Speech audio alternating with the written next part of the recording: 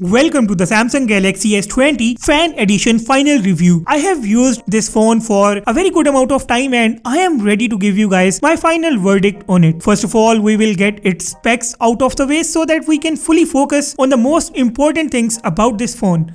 Let's take a look at the design and the build of this phone first of all.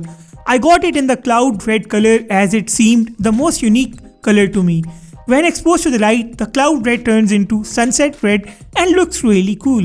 It has a matte finish at its back on all of its colors and it's surrounded by an aluminium frame which goes slightly towards a gold finish. The phone itself is built out of plastic except for the front, which is being protected by Gorilla Glass 3.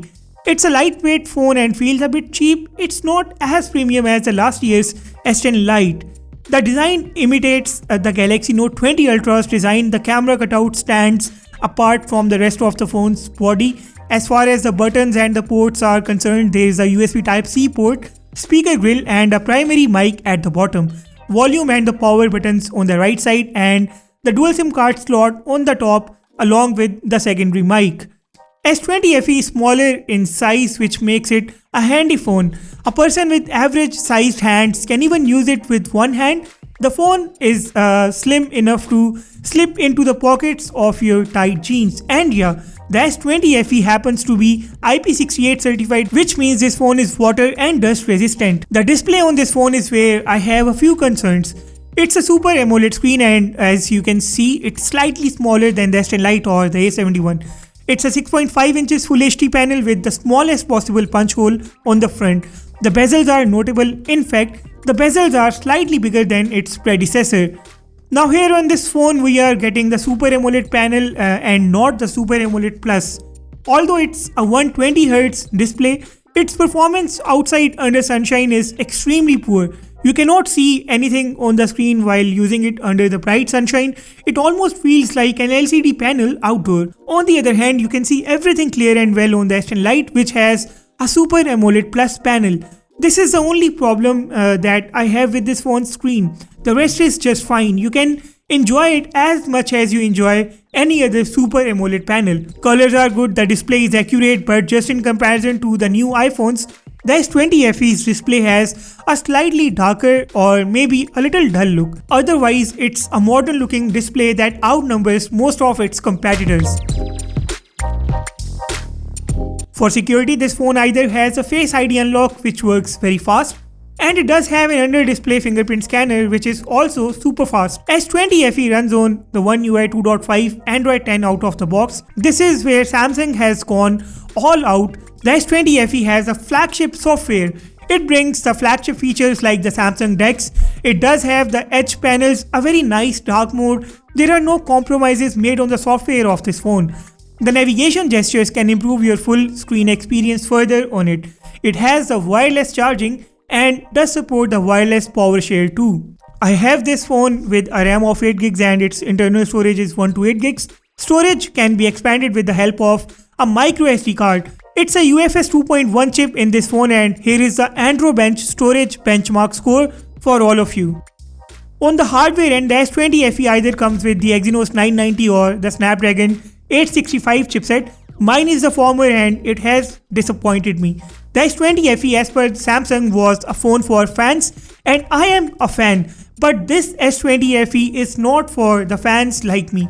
I would have loved having the Snapdragon 865 5G variant, but Samsung has to cut down all the cost only in the regions like mine. And here it gives the 4G only Exynos 990 variant. It is not that the Exynos 990 is a bad chipset, it's just that we pay the same amount of money, in fact more money than the Snapdragon chipset to get the Exynos variant in our country. The Exynos is a chipset that can cause great issues in long run. You will take a look at its Antutu score, the Geekbench score, the 3D gaming benchmark score. It does have very high scores, but the real problem comes up when you game on this phone. First of all, you can see that for a game like PUBG Mobile, it doesn't have all of its graphics options open. On a phone like S10 Lite, we have even the HDR with the extreme frame rates. But on the S20 FE, we cannot go above the ultra frame rate along with the graphic options higher than smooth. I have done a full gaming review of this phone with the frame rates and everything else. And I did show you guys that the phone doesn't have a consistent frame rate performance. Its frame rates drop massively while playing the games, and if it doesn't heat up, it's simply not the Exynos. Exynos powered S20 FE easily crosses 40 degrees. That's actually normal for this phone. All this ranting about the Exynos chipset is my personal thought, and if you are okay with it and if you disagree, I have no issues at all. So do tell me about your thoughts on this in the comments below. S20 FE has a dual stereo speaker setup. It's loud enough, and I think everyone is going to enjoy the sound output of this phone. We have 3 cameras on this phone, and I actually like the camera setup here. I am really glad that Samsung did not give us a gimmicky pixel binning camera on this phone, because all that does is to confuse the end users. We get a main 12 megapixels camera sensor on this phone, the same sensor we had on the S20 Plus.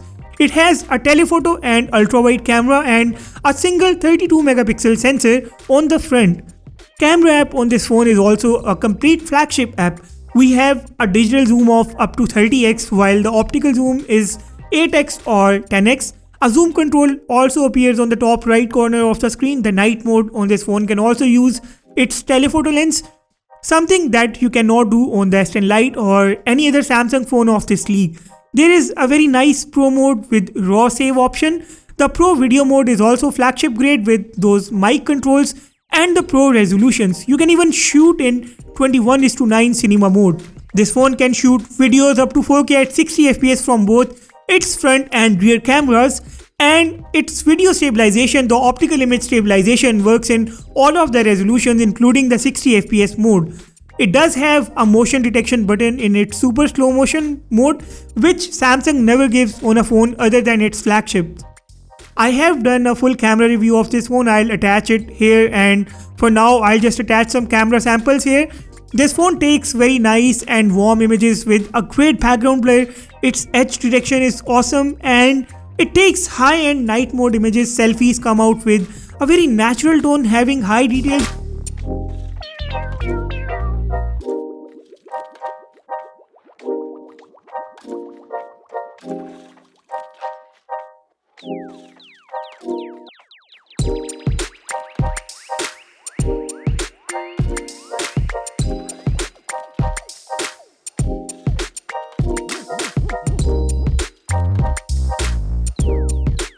S20 FE has a big 4500 mAh battery. I have done a full battery drain test of this phone, and with 120Hz for 4 hours and 60Hz for 2 hours and 34 minutes, this phone took 6 hours and 34 minutes to come to an end. I did note that if you use the phone at 120Hz refresh rate only and the phone's battery drops down, the phone starts stuttering. Let me know if you're facing something similar on your end. If you use this phone on 60Hz only, I truly believe that you can easily take its screen on time up to 9 hours on average use. This phone supports charging up to 25 watt, but unfortunately we get only a 15 watts charging brick in the box, which takes about 1 hour and 30 minutes to fully charge it. And with that, our review approaches its conclusion. S20 FE is a feature-rich device. It's a flagship phone with just a few compromises, but those few compromises can be a great deal for some. First of all, we are not getting Samsung's best display on it. I am not talking about the top-notch display, I am just talking about the best. Exynos 990 chipset is such an injustice with some fans. Other than these two things, this is a phone that I highly recommend. I think you can live with its plastic build. That is not a problem at all, because despite having a plastic build, it gives you the wireless charging and wireless power share features. It's great for taking the images. It's great for enjoying the games, listening to the music with those stereo speakers. And it's an overall beautiful and handy phone that you will actually like in your day-to-day usage. And that is how I will rest my case. Let me know about your thoughts in the comments below. Drop your feedback and subscribe if you haven't yet. And do hit the like button too. With that said, I will sign off and see you all in the next video.